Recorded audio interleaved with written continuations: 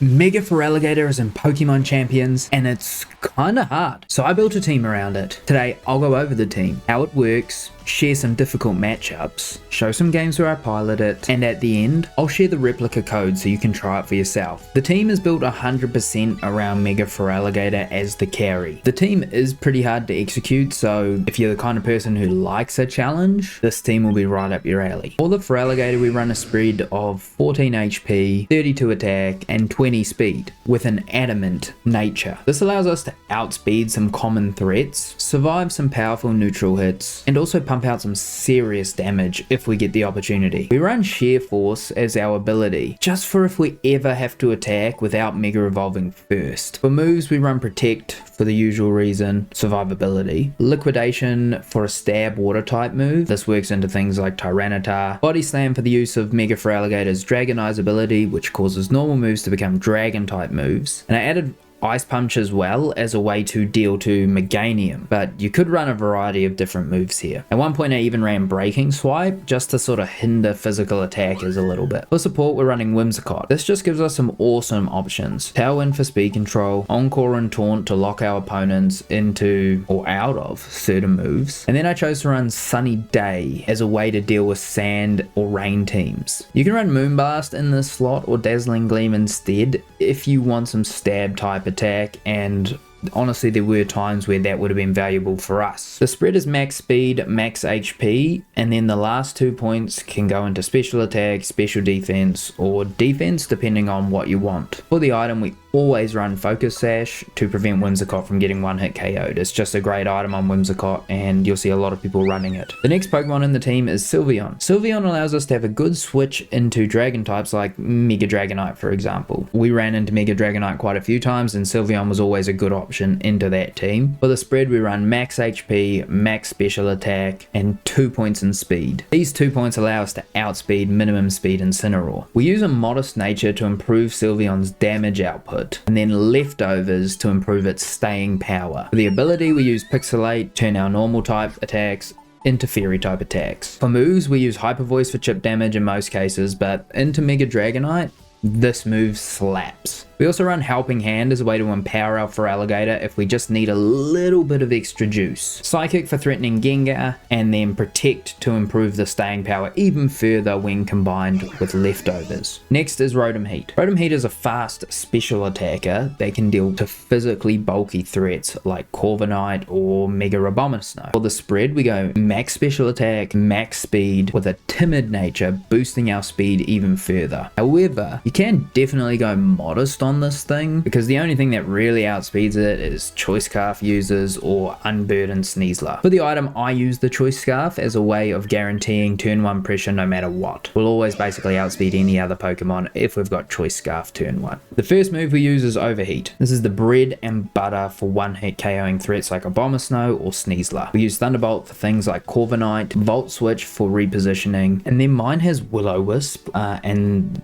this is a pretty useless move with Choice Scarf, but mine already had it when I traded it over from Scarlet, so I just left it on there. You can run Dark Pulse or Shadow Ball in this slot instead to threaten things like Mega Gengar and Gardevoir if you want to. Following up Rotom is Sneasler. Sneasler gives us a Fake Out option, and it also threatens Fairy and Dark types with potential one-hit KOs. For the ability we run Unburden, which boosts our speed after we consume our item. And for the spread we go max attack, max speed, and then 2 points in HP with a Jolly nature. This nature allows us to outspeed other Sneaslers, meaning that we always get Fake Out priority unless they're also running Jolly. If you aren't concerned about the mirror, then go Adamant, and your damage output will just burst through the roof by doing this. I just wanted to outspeed other Sneaslers so I can fake out them. For the item we're running a White Herb. This is pretty standard on Sneasler at the moment, and any form of stat drop will double our speed, making us just an absolute monster. So things like Intimidate, Icy Wind, and also the next move, Close Combat. We can trigger our own Unburden ability while also dealing insane damage. We use Dire Claw for a strong stab move into Fairy and Grass types, and it basically allows us to deal with Mega Meganium straight away. Fake Out for controlling the tempo, and then U-turn allowing us to reposition wherever necessary. Last and not least is Incineroar. This guy is just the GOAT. He has Intimidate, turning physical threats into practically nothing. For the spread we use max HP, 23 defense, 8 special defense, 1 attack, and 1 speed. The speed is so that we can outspeed minimum speed Incineroar for fake out pressure, and the 1 attack is just so we deal a little bit more extra damage when attacking. For the item we run a Citrus Berry. Citrus Berry is such a good item on Incineroar as it just makes it so hard to get rid of him with neutral attacks. For moves we run Flare Blitz as Stab, Fake Out for the same reason as Sneasler, Parting Shot for redirection while lowering our opponent Pokemon's stats, and Thief for if we ever need to threaten Gengar or Feraligatr, or it also lets us steal an item if we've already consumed our Citrus Berry, meaning that possibly we could stay on the field for even longer should we get like a leftovers or another Citrus Berry, for example. For leads, I tended towards Feraligatr and Whimsicott, or Sneasler and Feraligatr. These two options allow you to set up and start sweeping almost instantly, or just start sweeping. You can also run Incineroar plus Feraligatr or Rotom if you want to lower your opponent's stats early, and another good option is Sneasler plus Rotom if you just want to get an early KO on turn 1 and you don't really mind trading one of those two Pokemon for it. Things that this team thrives into are Rain teams and Mega Dragonite teams. Sylveon plus Feraligatr just shut these teams down, while Rotom and Sneasler apply pressure to them just by existing, and they can also like pivot in and out during those matchups. All things considered though, this team has some hard matchups. It struggles into Meganium if Sneasler goes down early, and is also pressured pretty hard by Sun teams, having no way to deal with them or to remove the Sun. That being said, it is possible to beat those teams. You just have to work even harder to make it happen. With that said and done, I really appreciate you watching the video. If you have any changes you would make, leave those in the comments below. I'm going to be making a lot of sub-meta teams going forward, so if you want to stay up to date, please consider subscribing so you don't miss it, and enjoy the rest of the video.